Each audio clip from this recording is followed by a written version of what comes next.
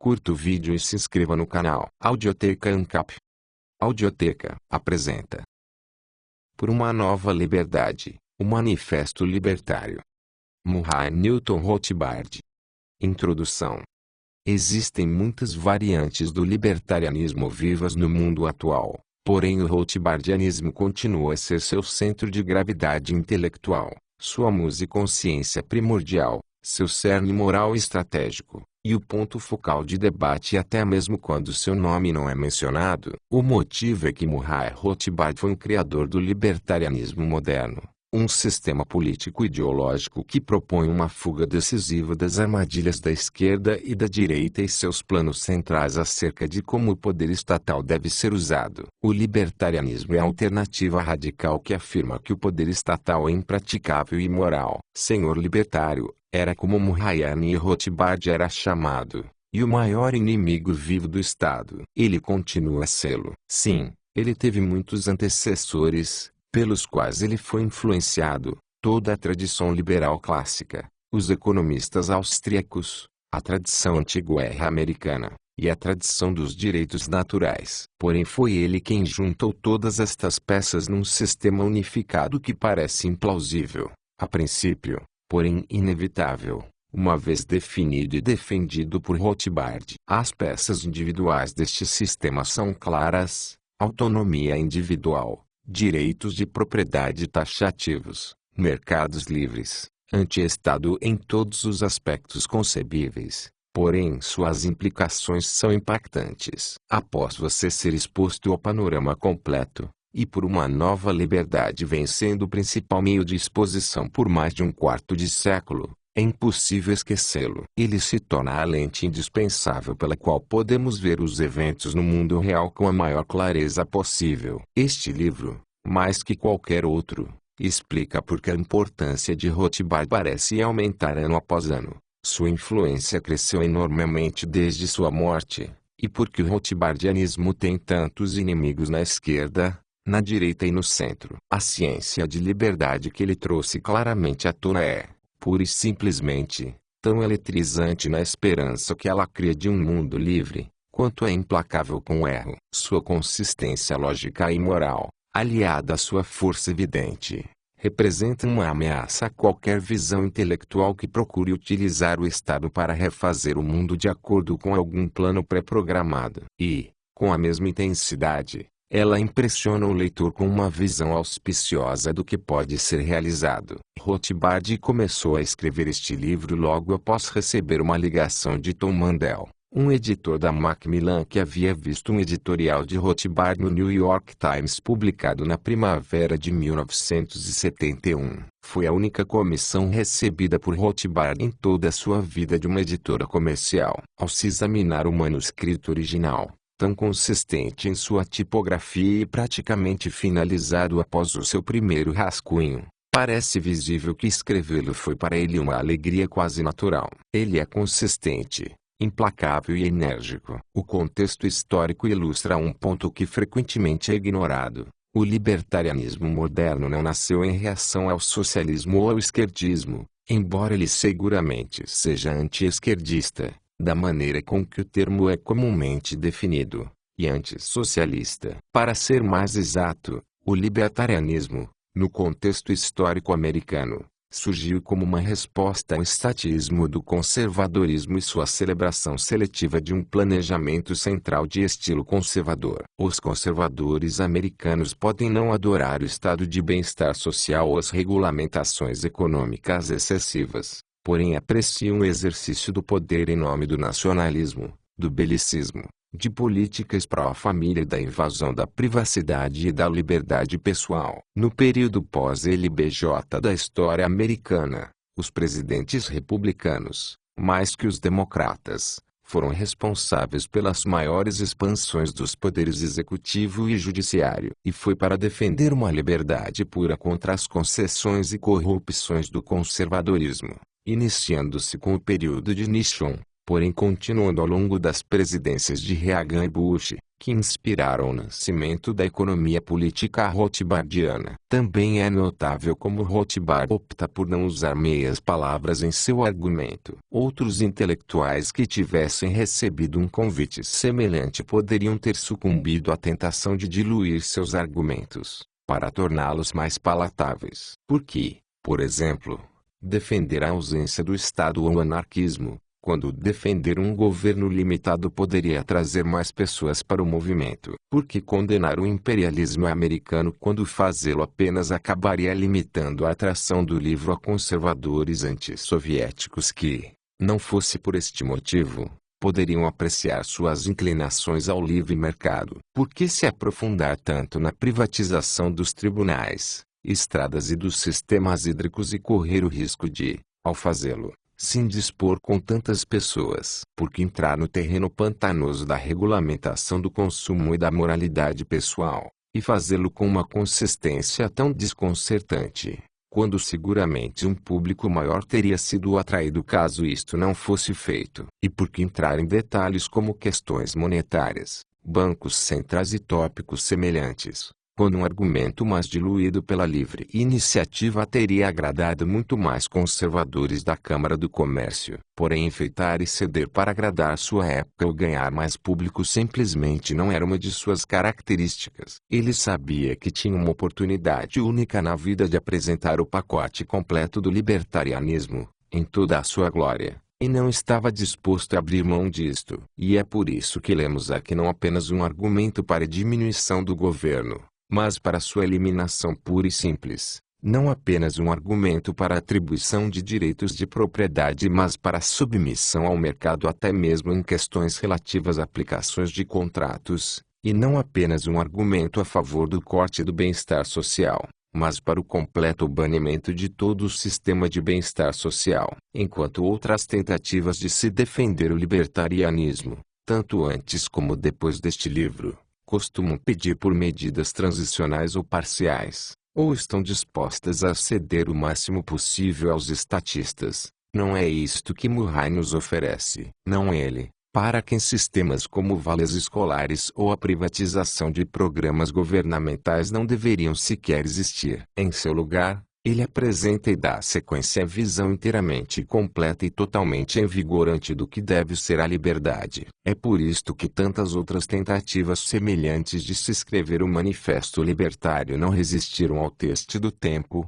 enquanto este livro continua a ser tão procurado. Da mesma maneira, muitos livros foram escritos sobre o libertarianismo durante estes anos, que cobriram apenas a filosofia, a política, a economia ou a história. Aqueles que reuniram todos estes temas geralmente eram coletâneas de diversos autores. Apenas Rothbard tinha o domínio em todos os campos, o que lhe permitiu escrever um manifesto integral, que o jamais foi superado. E ainda assim, sua abordagem é tipicamente modesta. Ele constantemente se refere a outros escritores intelectuais do passado e de sua própria geração. Ademais, algumas introduções deste tipo são escritas para dar ao leitor uma transição mais facilitada para um livro difícil.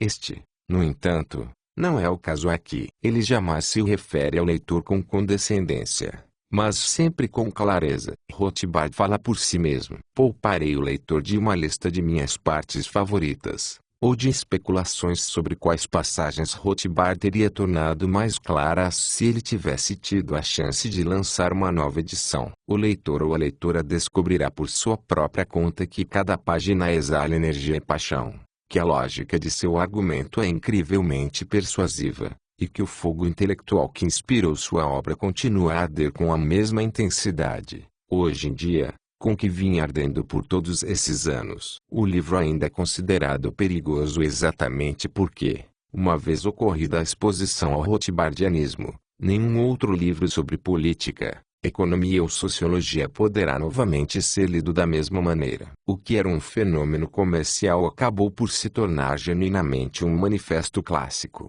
que, eu prevejo, será lido por muitas gerações vindouras. A herança libertária, a Revolução Americana e o liberalismo clássico. No dia da eleição, em 1976, A candidatura presidencial libertária que contava com Roger L. MacBride para o cargo de presidente e David P. Bergland para vice-presidente conquistou 174 mil votos em 32 estados por todo o país. O sóbrio congressional Quarterly foi obrigado a classificar o incipiente Partido Libertário como o terceiro maior partido político dos Estados Unidos. A extraordinária taxa de crescimento deste novo partido pode ser vista no fato de que ele havia sido iniciado em 1971 por um punhado de membros reunidos numa sala de estar no Colorado. No ano seguinte ele reuniu uma chapa que conseguiu constar das cédulas em 2 estados. E atualmente é o terceiro maior partido dos Estados Unidos. De maneira ainda mais extraordinária, o Partido Libertário conseguiu esse crescimento ao mesmo tempo em que aderiu de maneira consistente a um novo credo ideológico, o libertarianismo, trazendo assim à cena política americana pela primeira vez em um século um partido interessado num princípio, e não em apenas conquistar empregos e dinheiro na gamela pública. Por inúmeras vezes ouvimos de analistas e cientistas políticos que a engenhosidade dos Estados Unidos e de seu sistema partidário era a sua falta de ideologia e o seu pragmatismo. Uma bela palavra para se referir apenas à apropriação de dinheiro e emprego dos desafortunados pagadores de impostos. Como, então, explicar o fantástico crescimento de um novo partido que está franco e avidamente dedicado a uma ideologia? Uma explicação é a de que os americanos nem sempre foram pragmáticos e não ideológicos. Pelo contrário, os historiadores agora têm percebido que a própria Revolução Americana não apenas foi ideológica, como foi o resultado da devoção ao credo e às instituições do libertarianismo. Os revolucionários americanos estavam embebidos no credo do libertarianismo, uma ideologia que os levou a resistir com suas vidas, suas fortunas e com sua honra sagrada às invasões de seus direitos e liberdades cometidas pelo governo imperial britânico. Por muito tempo os historiadores discutiram as causas exatas da Revolução Americana. Teriam sido elas constitucionais, econômicas, políticas ou ideológicas? Agora percebemos que, sendo libertários, os revolucionários não viam conflito entre os direitos morais e políticos, de um lado, e a liberdade econômica do outro. Pelo contrário, eles enxergavam a liberdade civil e moral, a independência política e a liberdade de comercializar e produzir como parte de um sistema imaculado, o que Adam Smith iria chamar, no mesmo ano em que a Declaração de Independência foi escrita, de o óbvio e simples sistema da liberdade natural. O credo libertário surgiu a partir dos movimentos liberais clássicos dos séculos XVII e XVIII no mundo ocidental,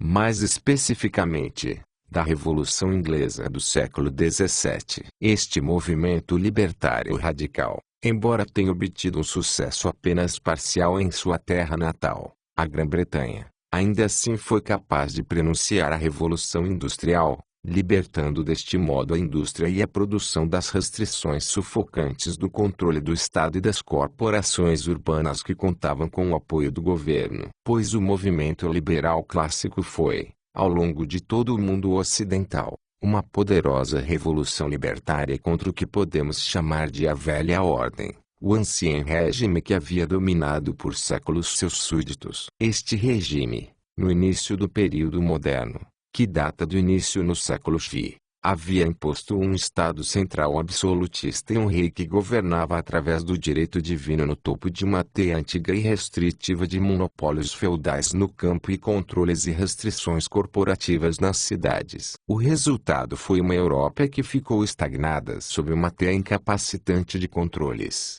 impostos e privilégios monopolísticos de produção e venda concedida pelos governos centrais e locais aos seus produtores favoritos. Esta aliança do novo Estado centralizador, burocrático e belicoso com comerciantes privilegiados, uma aliança que veio a ser chamada de mercantilismo pelos historiadores posteriores, e com uma classe de senhores de terra feudais dominantes formava a velha ordem, contra a qual se insurgiu e revoltou o novo movimento de liberais e radicais nos séculos XVII e XVIII. O objetivo dos liberais clássicos era o de promover a liberdade individual em todos os seus aspectos interrelacionados. Na economia, Os impostos deveriam ser reduzidos drasticamente, os controles e regulamentações eliminados, e os mercados, a empresa e a energia humana deveriam ser livres para criar e produzir em trocas que beneficiariam a todos e a massa de consumidores. Empreendedores deveriam finalmente ser livres para competir, desenvolver, criar. Os grilhões do controle deveriam ser abolidos tanto da terra, quanto do trabalho e do capital. A liberdade pessoal e a liberdade civil deveriam ser garantias contra as pilhagens e a tirania do rei e de seus asseclas. A religião, fonte de guerras sangrentas por séculos a fio enquanto seitas batalharam pelo controle do Estado, deveria ser libertada de qualquer imposição ou interferência estatal, de modo que todas as religiões, ou não religiões, pudessem coexistir em paz. A paz, também, era o credo da política externa dos novos liberais clássicos. O antiquíssimo regime de engrandecimento estatal e imperial visando poder e pilhagem deveria ser substituído por uma política externa de paz e comércio livre com todas as nações. E como a guerra era vista como algo engendrado por exércitos e marinhas permanentes, por potências militares que estavam permanentemente procurando a expansão, estas instituições militares deveriam ser substituídas por milícias voluntárias locais, por cidadãos civis que apenas desejariam lutar em defesa de seus próprios lares e vizinhanças. Desta forma, o tema tão conhecido da separação entre Igreja e Estado era apenas um dos muitos temas interrelacionados que podiam ser resumidos como separação da economia do Estado, separação do discurso e da imprensa do Estado, separação da terra do Estado, separação da guerra e dos assuntos militares do Estado, enfim, a separação do Estado de praticamente tudo. O Estado, em suma, deveria ser mantido extremamente reduzido, com um orçamento muito baixo, praticamente desprezível. Os liberais clássicos nunca desenvolveram uma teoria de taxação, porém lutavam ferozmente contra cada aumento de impostos e cada novo tipo de impostos. Nos Estados Unidos por 2 vezes esta foi a faísca que levou, ou quase levou, à Revolução.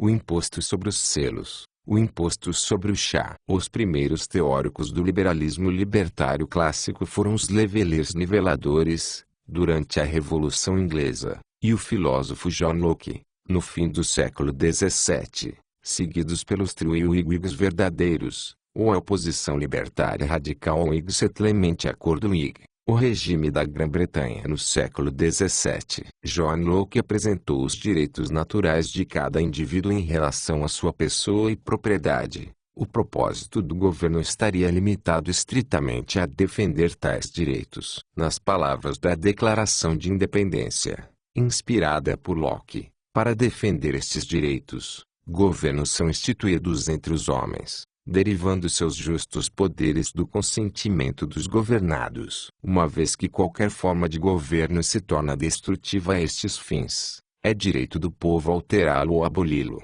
Embora Locke fosse lido extensivamente nas colônias americanas, mal se calculava que sua filosofia abstrata pudesse instigar os homens à revolução. Essa tarefa coube aos lockeanos do século XVIII, que escreviam de uma maneira mais popular, impactante e apaixonada, e aplicaram a filosofia básica aos problemas concretos do governo, e, especialmente, do governo britânico, da época. O escrito mais importante deste estilo foram as 14 Lettres Cartas de Catão, uma série de artigos de jornal publicados no início da década de 1720 em Londres pelos triuígues John Trenchard e Thomas Gordon. Enquanto Locke havia escrito sobre a pressão revolucionária que poderia ser exercida com propriedade quando o governo se tornasse nocivo à liberdade, Trenchard e Gordon apontaram que o governo sempre tendia a esta destruição dos direitos individuais. De acordo com as Cartas de Catão, a história humana é um registro do conflito irreprimível entre o poder e a liberdade, com o poder, governo, estando sempre pronto a aumentar seu escopo invadindo o direito das pessoas e se intrometendo em suas liberdades. Portanto, declarou Catão, o poder deve ser mantido pequeno e encarado com hostilidade e vigilância constantes por parte do público, para que se assegure que ele permaneça constantemente dentro de seus limites rígidos. Sabemos, através de infinitos exemplos e experiências, que os homens que possuem o poder, no lugar de abandoná-lo, farão qualquer coisa, até mesmo as piores e mais sinistras, para manter-se nele, e dificilmente algum homem na terra o abandonou enquanto pudesse realizar tudo de sua própria maneira nele. Esta parece uma certeza: o bem do mundo, ou do povo, nunca foi uma de suas motivações, seja para permanecer no poder ou para abandoná-lo. É da natureza do poder ser cada vez mais intrusivo, e transformar cada poder extraordinário, concedido em períodos específicos, e em ocasiões específicas, num poder ordinário, para ser usado em todos os momentos, até mesmo quando não há ocasião para tal, nem tampouco se separa dele voluntariamente por alguma vantagem. Aí, o poder invadia diariamente a liberdade, com um sucesso por demais evidente, e o equilíbrio entre ambos está quase perdido. A tirania se apoderou de quase toda a terra, e ao atacar as raízes e os ramos da humanidade, fez do mundo um abatedouro, e certamente continuará a destruir, até que destrua a si mesma ou, o que é mais provável, não reste mais nada a ser destruído. Alertas como este foram assimilados avidamente pelos colonos americanos, que republicaram as cartas de Catão diversas vezes por todas as colônias até a época da Revolução. Esta atitude tão arraigada levou ao que o historiador Bernard Bailyn chamou apropriadamente de libertarianismo radical transformador da Revolução Americana. Pois a Revolução não foi somente a primeira tentativa moderna de se libertar do jugo do imperialismo ocidental,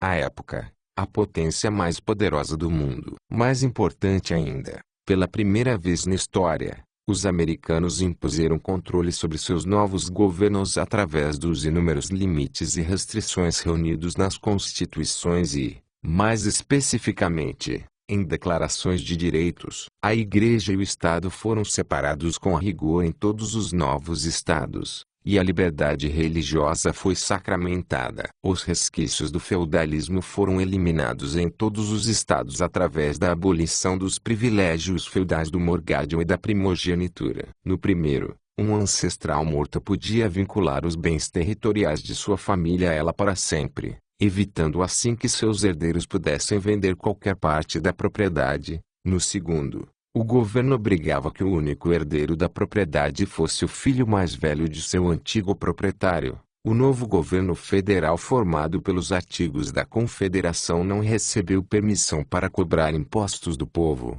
e qualquer ampliação fundamental de seus poderes precisava ser consentida de maneira unânime por todos os governos estaduais. Acima de tudo, o poder militar e bélico do governo nacional foi limitado pela moderação e pela desconfiança, pois os libertários do século XVIII compreendiam que a guerra, os exércitos permanentes e o militarismo haviam por muito tempo sido o principal método de engrandecimento do poder do Estado. Bernard Bailyn resumiu a conquista dos revolucionários americanos, a modernização da política e do governo americano durante e após a Revolução assumiu a forma de uma realização repentina e radical do programa que havia sido proposto inicialmente pela inteligentícia da oposição no reinado de George I. Enquanto a oposição inglesa, abrindo caminho por dentro de uma ordem social e política complacente, havia apenas lutado e sonhado, os americanos, movidos pelas mesmas aspirações,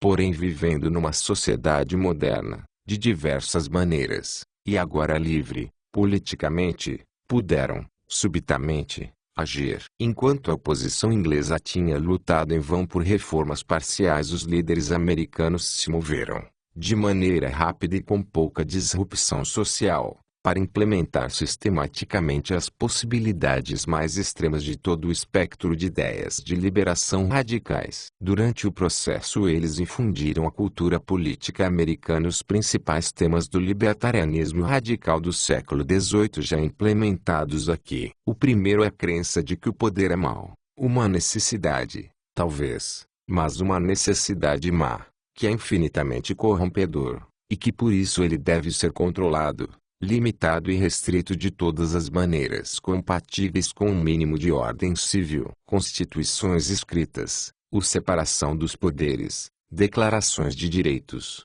limitações sobre os poderes executivos, sobre as legislaturas e os tribunais, restrições dos direitos de coagir e travar guerras, todas expressando a profunda desconfiança do poder que se encontra no cerne ideológico da Revolução Americana e que permaneceu conosco como um legado permanente desde então. Assim, embora o pensamento liberal clássico tenha tido seu início na Inglaterra, ele atingiu seu desenvolvimento mais consistente e radical, bem como sua maior encarnação viva, nos Estados Unidos, pois as colônias americanas estavam livres da casta governante aristocrática que detinha o monopólio feudal territorial que estava profundamente entrincheirado na Europa. Nos Estados Unidos, os governantes eram oficiais coloniais britânicos e um punhado de comerciantes privilegiados, que foram afastados com relativa facilidade com o advento da Revolução e a deposição do governo britânico. O liberalismo clássico,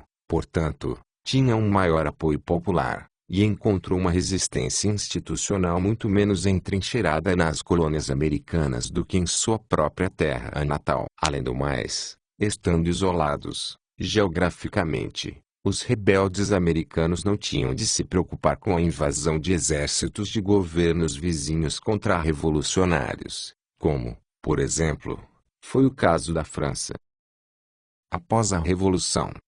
Deste modo, os Estados Unidos, mais que todos os países, nasceram a partir de uma revolução explicitamente libertária, uma revolução contra um império, contra os impostos, o monopólio comercial e a regulamentação, e contra o militarismo e o poder executivo. A revolução teve como resultado governos cujo poder era restrito de uma maneira até então nunca vista. Mas embora houvesse muito pouca resistência institucional nos Estados Unidos à investida do liberalismo, surgiram, desde o início, forças poderosas da elite, especialmente entre os grandes comerciantes e fazendeiros, que desejavam conservar o sistema restritivo mercantilista britânico de altos impostos, controles e privilégios monopolísticos concedidos pelo governo. Estes grupos desejavam um governo central, e até mesmo imperial. Em suma, queriam o sistema britânico sem a Grã-Bretanha. Estas forças conservadoras e reacionárias apareceram pela primeira vez durante a Revolução,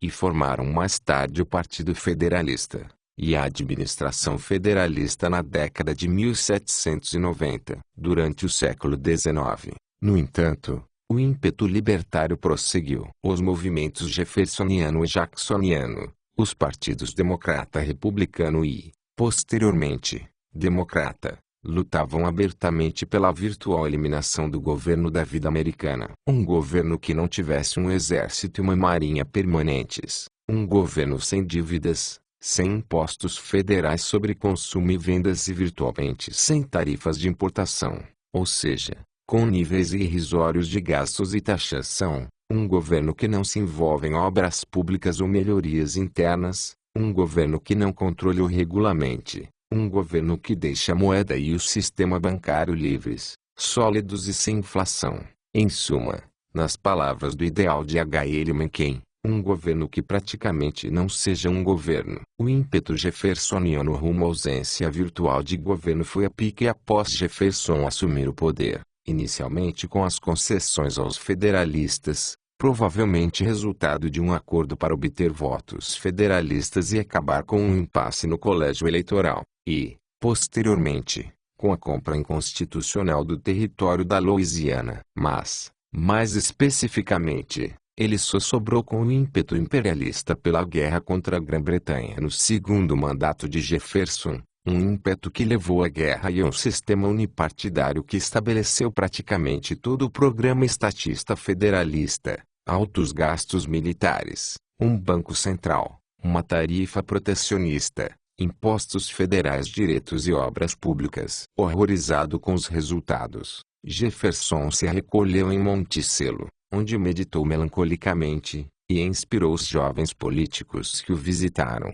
Martin Van Buren e Thomas Hart Benton, a fundar um novo partido, o Partido Democrata, a recuperar os Estados Unidos das mãos do novo federalismo, e a recapturar o espírito do antigo programa jeffersoniano. Quando os dois jovens líderes juntaram-se a Andrew Jackson como seu salvador, nasceu o novo Partido Democrata. Os libertários jacksonianos tinham um plano: seriam 8 anos com Andrew Jackson como presidente, seguidos por 8 anos com Van Buren, e 8 anos com Benton. Após 24 anos de uma triunfante democracia jacksoniana, o ideal mancaniano de uma virtual ausência de governo teria sido atingido. Não era, de maneira alguma, um sonho impossível, já que estava claro que o Partido Democrata havia se tornado rapidamente o partido majoritário no país. A maior parte das pessoas apoiava a causa libertária. Jackson governou por seus 8 anos, que destruíram o Banco Central e eliminaram a dívida pública,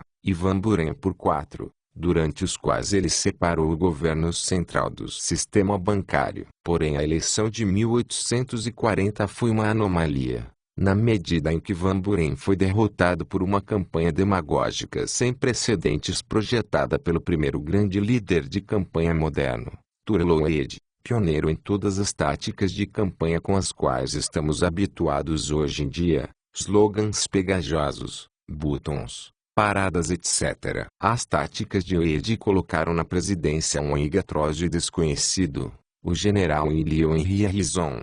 Porém, isto foi claramente um acaso. Em 1844 os democratas estavam preparados para contra-atacar com as mesmas táticas de campanha, e estavam claramente destinados a reconquistar a presidência naquele ano. Van Buren, claro, retomaria a marcha triunfal jacksoniana. Ocorreu então, no entanto, um evento fatídico. O Partido Democrata se dividiu a respeito da questão decisiva da escravidão, ou, mais especificamente, a respeito da expansão da escravidão nos novos territórios. A nova indicação de Van Buren, que parecia fácil, cedeu diante da racha entre os membros do Partido Democrata a respeito da admissão à União da República do Texas, um estado escravocrata. Van Buren se opunha a ela, enquanto Jackson a apoiava, e esta fragmentação simbolizou uma divisão sectária mais ampla dentro do próprio partido. A escravidão,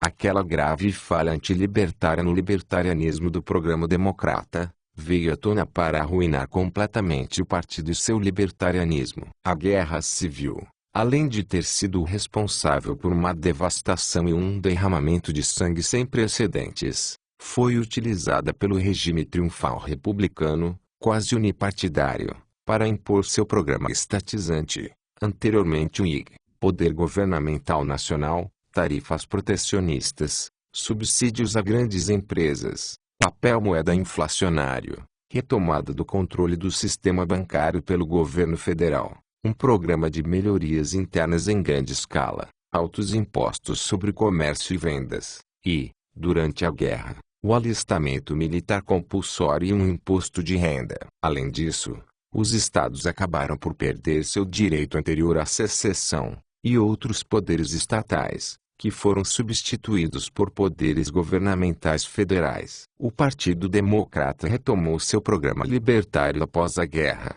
porém ele agora se via diante de um caminho muito mais longo e mais difícil para chegar à liberdade do que antes. Vimos agora como os Estados Unidos vieram a ter a tradição libertária mais profunda, uma tradição que ainda permanece em muito de nossa retórica política, e ainda está refletida numa atitude hostil e individualista para com o governo por parte da maioria do povo americano. Há mais solo fértil neste país do que em qualquer outro para um ressurgimento do libertarianismo. Resistência à liberdade. Agora podemos ver que o crescimento rápido do movimento libertário e do Partido Libertário na década de 1970 está firmemente enraizado no que Bernard Bailyn chamou de este poderoso legado permanente da Revolução Americana. Mas se este legado é tão vital à tradição americana, o que deu errado? Porque há agora a necessidade do surgimento de um novo movimento libertário para reivindicar o sonho americano. Para começar a responder a esta pergunta, precisamos primeiro nos lembrar de que o liberalismo clássico constitui uma ameaça profunda aos interesses políticos, às classes dominantes, que se beneficiavam da velha ordem, os reis, os nobres e aristocratas proprietários de terras, os comerciantes privilegiados, as máquinas militares e as burocracias estatais. Apesar de 3 grandes revoluções violentas provocadas pelos liberais, a inglesa, no século XVII, e a americana e a francesa no XVIII, as vitórias na Europa foram apenas parciais. A resistência foi dura, e conseguiu manter com sucesso monopólios territoriais, instituições religiosas e políticas militares belicosas no exterior, e, por um tempo, mantiveram o sufrágio restrito à elite abastada. Os liberais tiveram de se concentrar em ampliar o sufrágio, pois ficou claro para ambos os lados que os interesses econômicos e políticos objetivos das massas populares se encontravam na liberdade individual. É interessante observar que, no início do século XIX, as forças do laissez-faire ficaram conhecidas como liberais e radicais por aqueles mais puros e consistentes entre eles, e a oposição que visava manter ou retornar à velha ordem ficou amplamente conhecida como conservadores. De fato, o conservadorismo começou, no início do século XIX,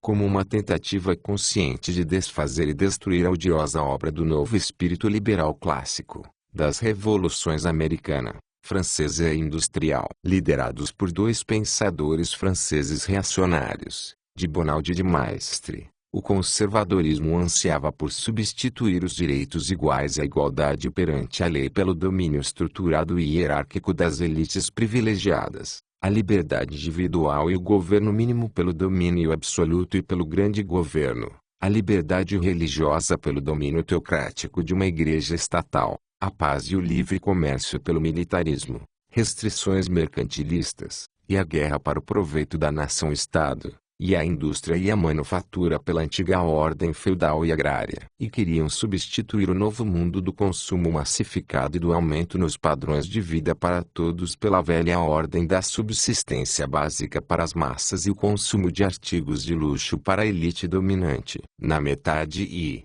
certamente, ao fim do século XIX, os conservadores começaram a se dar conta de que sua causa estaria inevitavelmente fadada ao fracasso se insistissem em se apegar ao chamado pela supressão total da Revolução Industrial e do enorme aumento na qualidade de vida das massas que havia sido provocado por ela, e se também continuassem insistindo em se opor à ampliação do direito ao voto, colocando-se assim de maneira assintosa em franca oposição aos interesses daquele público. Assim, à direita um rótulo criado a partir de um acidente geográfico. Os porta-vozes da velha ordem sentavam-se à direita na sala em que se reunia a Assembleia Nacional durante a Revolução Francesa. Decidiram mudar o tom de seu discurso e atualizar seu credo estatista abrindo mão da oposição total ao industrialismo e ao sufrágio democrático. Os novos conservadores substituíram o desprezo e o ódio aberto pelas massas populares pela duplicidade e pela demagogia. Cortejaram as massas com a seguinte frase: nós, também, somos a favor do industrialismo e de um padrão de vida mais alto. Mas, para conseguir estas metas, precisamos regulamentar a indústria para o bem público. Precisamos implementar uma cooperação organizada no lugar do vale tudo do mercado livre e competitivo. E, acima de tudo, precisamos trocar os princípios liberais da paz e do livre comércio destruidores de nações por medidas que tragam glória à nação, como a guerra, o protecionismo, o império e as proezas militares. Para todas essas mudanças, é claro, era necessário um grande governo, no lugar de um governo mínimo. E assim, no fim do século XIX, o estatismo e o grande governo voltaram, porém desta vez mostrando uma face pró-industrial e pró-bem-estar geral. A velha ordem retornou, mas, desta vez, aqueles que dela se beneficiavam haviam sido levemente alterados. Não eram mais a nobreza, os senhores de terra feudais, o exército, a burocracia e os comerciantes privilegiados, mas sim o exército, a burocracia e os senhores feudais enfraquecidos, e, especialmente, os industriais privilegiados. Liderados por Bismarck, na Prússia, a nova direita forjou um coletivismo de direita baseado na guerra, no militarismo, no protecionismo, e na cartelização compulsória dos negócios e da indústria, uma rede gigantesca de controles, regulamentações, subsídios e privilégios que forjou uma grande parceria entre o grande governo com alguns elementos privilegiados dos grandes empresários e da indústria. Algo tinha de ser feito, também, a respeito do novo fenômeno que era um número colossal de trabalhadores assalariados industriais, o proletariado. Durante os séculos XVIII e XIX, e até o fim do século XIX, a massa de trabalhadores apoiava o laissez-faire e o mercado livre e competitivo, por julgá-lo melhor para seus salários e suas condições de trabalho, como trabalhadores, e por oferecer uma gama mais ampla e barata de bens de consumo, como consumidores. Até mesmo os primeiros sindicatos, como por exemplo na Grã-Bretanha, eram defensores ferrenhos do laissez-faire. Os novos conservadores, liderados por Bismarck na Alemanha e Disraeli na Grã-Bretanha, enfraqueceram a disposição libertária dos trabalhadores, derramando lágrimas de crocodilos sobre as condições da força de trabalho industrial, e cartelizando e regulamentando a indústria, impedindo assim, de maneira não acidental, uma competição eficiente. Finalmente, no início do século XX, o novo Estado corporativo conservador, desde então o sistema político dominante no mundo ocidental, incorporou sindicatos responsáveis e corporativistas como seus parceiros juniores no grande governo, e favorecendo as grandes empresas no novo sistema estatista e corporativista de tomada de decisões. Para estabelecer este sistema novo, para criar uma nova ordem que fosse uma versão modernizada e maquiada do ancien régime anterior às revoluções americana e francesa, as novas elites dominantes tiveram que executar uma gigantesca trapaça que persiste até os dias de hoje. Enquanto a existência de todos os governos, da monarquia absolutista até a ditadura militar, se apoia sobre o consentimento da maioria da população,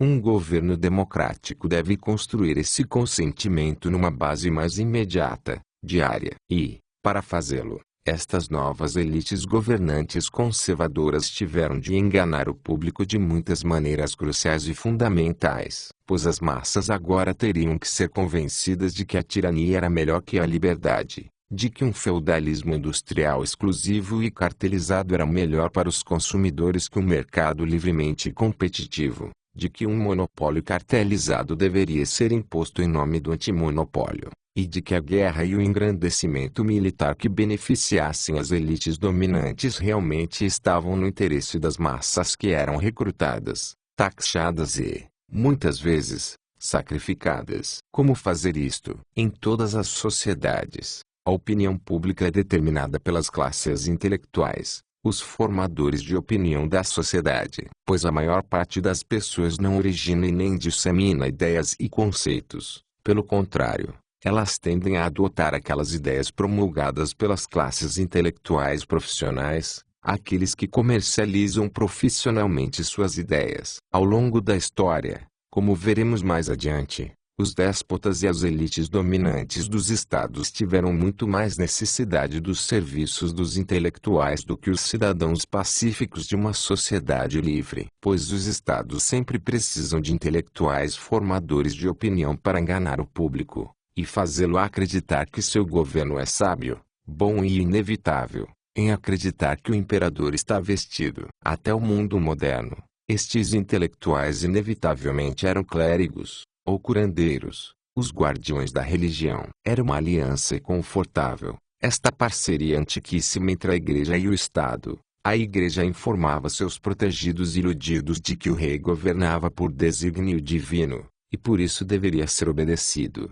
Em troca, o rei canalizava inúmeras fontes de renda obtidas através de impostos para os cofres da Igreja. Daí a grande importância para os liberais clássicos libertários de seu sucesso na separação entre Igreja e Estado. O novo mundo liberal era um mundo no qual os intelectuais podiam ser seculares, podiam viver por conta própria, no mercado, independentes da subvenção do Estado. Para estabelecer esta nova ordem estatista, este seu novo Estado corporativo neomercantilista, os novos conservadores tiveram então que forjar uma nova aliança entre os intelectuais e o Estado. Numa era cada vez mais secular, isto implicava uma aliança com intelectuais seculares e não religiosos, mais especificamente, Com esta nova geração de professores, PhDs, historiadores, economistas tecnocratas, assistentes sociais, sociólogos, médicos e engenheiros. Esta aliança reforjada se deu em duas partes. No início do século XIX, os conservadores, dando razão a seus inimigos liberais, apoiavam-se fortemente nas supostas virtudes da irracionalidade, do romantismo, da tradição, da teocracia. Ao enfatizar a virtude da tradição e de símbolos irracionais, os conservadores conseguiram lograr o público, dando continuidade ao domínio hierárquico exclusivo, e fazendo com que continuassem a cultuar a nação-estado e sua máquina de fazer guerras. No fim do século XIX, o novo conservadorismo adotou os aparatos da razão e da ciência. Agora era a ciência que supostamente requeria que a economia e a sociedade fossem dominadas por espertos tecnocráticos. Em troca da difusão desta mensagem ao público, a nova geração de intelectuais era recompensada com empregos e prestígio, como apologistas da nova ordem e como planejadores e regulamentadores desta sociedade e economia recém-cartelizada. Para assegurar a dominância do novo estatismo sobre a opinião pública,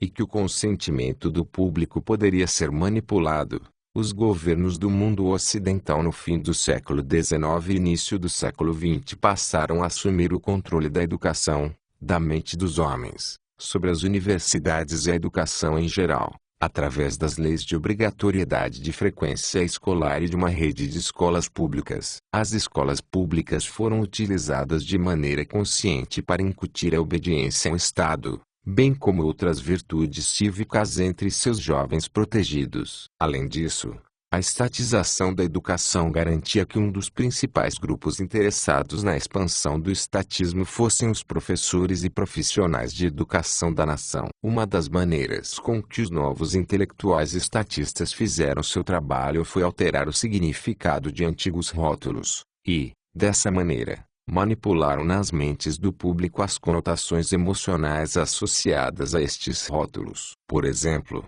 os libertários laissez-faire haviam sido por muito tempo conhecidos como liberais, e os mais puros e militantes deles como radicais. Também eram conhecidos como progressistas porque estavam em sintonia com o progresso industrial, a difusão da liberdade, e o aumento nos padrões de vida aos consumidores. A nova geração de intelectuais e acadêmicos estatistas se apropriou das palavras liberais e progressistas para definir a si mesmos, e conseguiu, com sucesso, colocar a pecha de antiquados, neandertais e reacionários aos seus oponentes do laissez-faire. Até mesmo o termo conservador foi aplicado aos liberais clássicos. E, como vimos, os novos estatistas conseguiram até mesmo se apropriar do conceito de razão. Se os liberais do laissez-faire estavam confusos com este novo recrudescimento do estatismo e do mercantilismo como um estatismo corporativo progressivo, outro motivo para a decadência do liberalismo clássico no final do século XIX foi o crescimento de um movimento novo e peculiar, o socialismo. O socialismo teve seu início na década de 1830 e se expandiu enormemente após a década de 1880. O fator peculiar do socialismo era o fato de ele ser um movimento híbrido, confuso, influenciado por ambas as ideologias polares pré-existentes, o liberalismo e o conservadorismo. Os socialistas obtiveram dos liberais clássicos uma aceitação franca do industrialismo e da revolução industrial, uma glorificação inicial da ciência e da razão, e uma devoção, ao menos retórica, de ideais liberais como paz, liberdade individual e um padrão de vida mais elevado. Na realidade, os socialistas, muito antes dos corporativistas que vieram posteriormente, foram pioneiros na cooptação da ciência, da razão e do industrialismo. E os socialistas não apenas adotaram a adesão clássica liberal à democracia, mas a superaram exigindo uma democracia expandida, na qual o povo seria responsável pela gestão da economia liberal, e de uns aos outros. Por outro lado, os socialistas pegaram dos conservadores uma devoção à coerção e aos meios estatistas de como se tentar atingir estas metas liberais. A harmonia industrial e o crescimento deveriam ser obtidos através da expansão do Estado, transformando-o numa instituição onipotente, que governa a economia e a sociedade em nome da ciência. Uma vanguarda de tecnocratas assumiria o domínio onipotente da pessoa e da propriedade de todos em nome do povo e da democracia. Não satisfeitos com as conquistas liberais da razão e da liberdade no campo da pesquisa científica, o Estado socialista instalaria o governo dos cientistas sobre todos os outros. Não satisfeitos com o fato dos liberais terem libertado os trabalhadores para conquistar uma prosperidade que jamais haviam sonhado até então, o Estado socialista instalaria o governo dos trabalhadores sobre todos os outros, ou melhor, o governo de políticos, burocratas e tecnocratas em seu nome. Não satisfeitos com o credo liberal da igualdade de direitos, da igualdade perante a lei, o Estado socialista atropelaria esta igualdade em nome de uma meta monstruosa e impossível de igualdade ou uniformidade de resultados. Ou, melhor dizendo, ergueria uma nova elite privilegiada, uma nova classe, em nome da obtenção desta igualdade tão impossível. O socialismo era um movimento confuso e híbrido porque tentava atingir as metas liberais de liberdade, paz e harmonia e crescimento industrial. Metas que só podem ser atingidas através da liberdade e da separação do governo de praticamente tudo, ao mesmo tempo em que impunham os antigos meios conservadores do estatismo, coletivismo e privilégios hierárquicos. Era um movimento que estava fadado ao fracasso, e que de fato fracassou miseravelmente nos inúmeros países em que conquistou o poder no século XX, trazendo às massas nada além de um despotismo sem precedentes, fome e um empobrecimento opressivo. No entanto, a pior coisa a respeito da ascensão do movimento socialista foi ele ter sido capaz de tomar o lugar dos liberais clássicos na esquerda, isto é, como partido da esperança, do radicalismo, da revolução no mundo ocidental. Pois, assim como os defensores do Ancien Régime sentavam-se à direita na Assembleia durante a Revolução Francesa, os liberais e os radicais o faziam na esquerda. Desde então, até a ascensão do socialismo, os liberais clássicos libertários eram a esquerda, e até mesmo a extrema esquerda, no espectro ideológico. Ainda em 1848, liberais franceses militantes do laissez-faire como Frédéric Bastiat se sentavam à esquerda na Assembleia Nacional. Os liberais clássicos tinham começado como o Partido Radical Revolucionário do Ocidente, como Partido da Esperança e da Mudança, em nome da liberdade, paz e progresso. Terem permitido que os socialistas tomassem o seu lugar e passassem a posar como o Partido da Esquerda foi um grave erro estratégico, que permitiu que os liberais passassem a ser erroneamente classificados numa posição intermediária entre o socialismo e o conservadorismo em polos opostos. Uma vez que o libertarianismo nada mais é que um partido da mudança e do progresso rumo à liberdade, abandonar este papel significou o abandono de boa parte de seu motivo de existir, seja na realidade ou nas mentes das pessoas. Nada disso, no entanto, teria acontecido se os liberais clássicos não tivessem permitido essa decadência interna. Eles poderiam ter apontado, como alguns deles de fato fizeram, que o socialismo era um movimento confuso, autocontraditório e semi-conservador, uma mistura entre feudalismo e monarquia absolutista com uma face moderna, e que eles próprios ainda eram os únicos verdadeiros radicais. Indivíduos destemidos que insistiam em nada menos que a vitória total do ideal libertário. Decadência interna. Após conseguir impressionantes vitórias parciais contra o estatismo, no entanto, os liberais clássicos começaram a perder seu radicalismo, perder sua insistência obstinada em levar adiante o combate contra o estatismo conservador até a vitória final. Em vez de usarem estas vitórias parciais como um trampolim para uma pressão cada vez maior, os liberais clássicos começaram a perder seu fervor por mudanças e pela pureza dos princípios. Começaram a se contentar em tentar salvaguardar as vitórias já conquistadas, e assim transformaram-se de um movimento radical num movimento conservador. Conservador no sentido de contentar-se em preservar o status quo. Em suma, os liberais deixaram um caminho aberto para que o socialismo se tornasse o partido da esperança e do radicalismo, e até mesmo que os corporativistas posteriores posassem como liberais e progressistas contra os liberais clássicos libertários conservadores e da extrema-direita, já que estes se deixaram ser confinados a uma posição de esperar por nada mais que a estase, que é a ausência de mudanças. Esta estratégia é tola e insustentável num mundo em mudanças. Mas a degeneração do liberalismo não foi apenas uma degeneração de postura e estratégia, mas também de princípios, pois os liberais ficaram contentes em deixar o poder de travar guerras nas mãos do Estado, em deixar o poder da educação nas mãos do Estado, em deixar o poder sobre o dinheiro e os bancos, e sobre as estradas, nas mãos do Estado. Em suma, em conceder ao Estado o domínio sobre todas as alavancas de poder cruciais à sociedade. Em contraste com a hostilidade total dos liberais do século XVIII ao poder executivo e à burocracia, os liberais do século XIX toleraram e até mesmo receberam de bom grado o fortalecimento do poder executivo e de uma burocracia oligárquica e entrincheirada de funcionários públicos. Além do mais, princípios e estratégias se fundiram na decadência da devoção liberal do século XVIII e início do século XIX ao abolicionismo,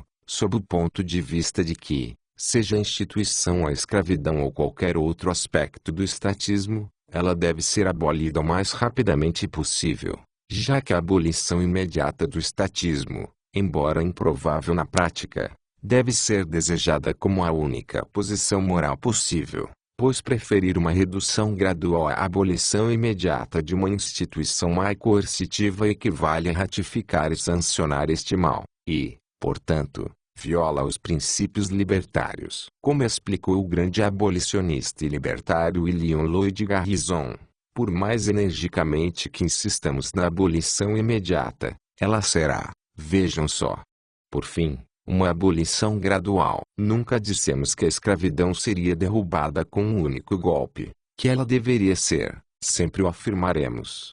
Ocorreram duas mudanças criticamente importantes na filosofia e ideologia do liberalismo clássico que exemplificaram e contribuíram para sua decadência enquanto uma força radical, vital e progressiva no mundo ocidental. A primeira, e mais importante, ocorreu na primeira metade do século XIX. E foi o abandono da filosofia dos direitos naturais, e sua substituição pelo utilitarismo tecnocrático. Em vez de uma liberdade fundada na moralidade imperativa do direito de cada indivíduo à sua pessoa e propriedade, ou seja, em vez da liberdade ser procurada primordialmente com base nos princípios do direito e da justiça, o utilitarismo preferia a liberdade como sendo, geralmente, a melhor maneira de se conquistar um bem-estar geral ou bem comum, definidos de maneira vaga. Essa mudança dos direitos naturais para o utilitarismo gerou duas graves consequências. Primeiro, a pureza da meta, a consistência do princípio, foi inevitavelmente despedaçada, pois enquanto o libertário da corrente dos direitos morais que procura a moralidade e a justiça se apega de maneira militante ao princípio puro, o utilitarista apenas dá valor à liberdade como um expediente ad hoc. E como a conveniência pode de fato mudar o sabor do vento, torna-se fácil para o utilitarista, em seu frio cálculo de custo e benefício, apoiar o estatismo de caso em caso ad hoc, e assim trair o princípio. De fato, foi exatamente isto que ocorreu com os utilitaristas bentamitas na Inglaterra, começando com laissez-faire e um libertarianismo ad hoc. Eles se viram descendo gradualmente, com cada vez maior facilidade e intensidade, para o estatismo. Um exemplo foi a pressão por um poder executivo e um funcionalismo público eficiente e, portanto, fortalecido, uma eficiência que acabou ter precedência e, por fim, substituir qualquer conceito de justiça ou direito. Segundo, igualmente importante, é realmente raro encontrar um utilitarista que também seja radical, que anseie pela abolição imediata do mal e da coerção. Os utilitaristas, com sua devoção à conveniência, quase que inevitavelmente se opõem a qualquer tipo de mudança incômoda ou radical. Não existiram revolucionários utilitaristas, logo, os utilitaristas nunca são abolicionistas imediatistas. O abolicionista o é porque ele deseja eliminar o mal e a injustiça o mais rapidamente possível. Ao escolher esta meta, Não há espaço para uma avaliação fria, ad hoc, de custo e benefício. Assim, os liberais clássicos utilitaristas abandonaram o radicalismo e se tornaram meros reformistas gradualistas. Ao se tornarem reformistas, no entanto, eles também se colocaram, inevitavelmente, na posição de conselheiros e expertos em eficiência para o Estado. Em outras palavras, eles acabaram inevitavelmente por abandonar o princípio libertário, além de uma estratégia libertária fundada em princípios. Os utilitaristas acabaram como apologistas da ordem existente, do status quo, e como tais estavam por demais abertos à acusação feita por socialistas e corporativistas progressivos de que eram meros opositores conservadores e tacanhos de tudo e qualquer mudança. Deste modo, após começarem como radicais e revolucionários, os liberais clássicos acabaram à imagem daquilo que haviam combatido. Essa mutilação utilitária do libertarianismo ainda está conosco. Assim, nos primeiros dias do pensamento econômico, o utilitarismo conquistou a economia de livre mercado, com a influência de Bentham e Ricardo, e esta influência continua, nos dias de hoje, com a mesma força. A economia de livre mercado atual está tomada por apelos ao gradualismo, pelo desprezo à ética, à justiça e a princípios consistentes, e por uma disposição a abandonar os princípios do livre mercado ao primeiro sinal de um apelo à relação de custo e benefício. Consequentemente, a economia de livre mercado atual geralmente é vista pelos intelectuais como uma mera apologética de um status quo levemente modificado, e quase sempre tais acusações estão corretas. Uma segunda mudança, mais intensa, na ideologia dos liberais clássicos ocorreu durante o fim do século XIX quando, ao menos por algumas décadas, eles adotaram as doutrinas do evolucionismo social, frequentemente chamado de darwinismo social. Geralmente, os historiadores e estatistas caracterizam estes darwinistas sociais, liberais do laissez-faire como Herbert Spencer e William Graham Sumner, como defensores cruéis do extermínio, ou pelo menos do desaparecimento, dos socialmente ineptos. Muito disto nada mais era do que a maquiagem da doutrina saudável econômica e sociológica do livre mercado nos termos do evolucionismo, então em voga. Mas o aspecto realmente importante e danoso de seu darwinismo social foi a transposição ilegítima à esfera social da visão de que as espécies, ou, posteriormente, genes, se alteram de maneira muito gradual, ao longo de milênios. O liberal darwinista social abandonou, então, a própria ideia de revolução ou mudança radical e preferiu sentar e esperar pelas inevitáveis e minúsculas mudanças evolucionárias que ocorreriam ao longo de éons. Em suma, ignorando o fato de que o liberalismo teve de abrir caminho em meio ao poder das elites dominantes através de uma série de revoluções e mudanças radicais, os darwinistas sociais se tornaram conservadores que pregavam contra quaisquer medidas radicais e apoiavam apenas as mais diminutas mudanças graduais. Na realidade, o grande libertário Spencer é ele próprio uma fascinante ilustração de uma destas mudanças do liberalismo clássico, e seu caso encontra um paralelo nos Estados Unidos em William Graham Sumner. De certo modo, Herbert Spencer personifica muito do declínio do liberalismo no século XIX, pois Spencer começou como um liberal magnificamente radical, virtualmente um libertário em seu sentido mais puro. Porém, à medida que o vírus da sociologia e do darwinismo social tomou conta de sua alma, Spencer abandonou o libertarianismo enquanto movimento histórico dinâmico e radical, sem, no entanto, abandoná-lo na teoria pura. Ao mesmo tempo em que aguardava ansiosamente por uma vitória eventual da liberdade pura, do contrato contra o status, da indústria contra o militarismo, Spencer começou a ver que esta vitória seria inevitável, porém apenas após milênios de uma evolução gradual. Spencer, então, abandonou o liberalismo como um credo combativo e radical, e restringiu seu liberalismo, na prática, a uma ação cansada, conservadora e retrógrada contra o coletivismo e o estatismo crescente de seu tempo. Mas se o utilitarismo, impulsionado pelo darwinismo social, foi o principal agente da decadência filosófica e ideológica no movimento liberal, A razão mais importante, e talvez até mesmo cataclísmica, de sua derrocada foi o abandono dos antigos princípios rigorosos contra a guerra, o império e o militarismo. País após país, foi o canto da sereia da nação-estado e do império que destruiu o liberalismo clássico. Na Inglaterra, os liberais, no fim do século XIX e início do século XX, abandonaram o pequeno inglaterrismo antibélico e anti-imperialista de Cobden, Briggs da Escola de Manchester. Em seu lugar, adotaram um movimento obscenamente intitulado de imperialismo liberal, juntando-se aos conservadores na expansão do império, e aos conservadores e aos socialistas de direita no coletivismo e no imperialismo destrutivo da Primeira Guerra Mundial. Na Alemanha, Bismarck conseguiu dividir os liberais, até então quase triunfantes, ao empreender a atraente causa da unificação da Alemanha através de sangue e ferro. Em ambos os países, o resultado foi a destruição da causa liberal. Nos Estados Unidos, o Partido Liberal Clássico havia por muito tempo sido o Partido Democrata, conhecido no fim do século XIX como o Partido da Liberdade Pessoal. Basicamente, ele havia sido não só o Partido da Liberdade Pessoal como da econômica, o opositor incondicional da lei seca, das Blue Laws dos domingos, e da educação compulsória, o defensor devotado do livre comércio, do hard money, ausência de inflação governamental, da separação entre o sistema bancário e o Estado,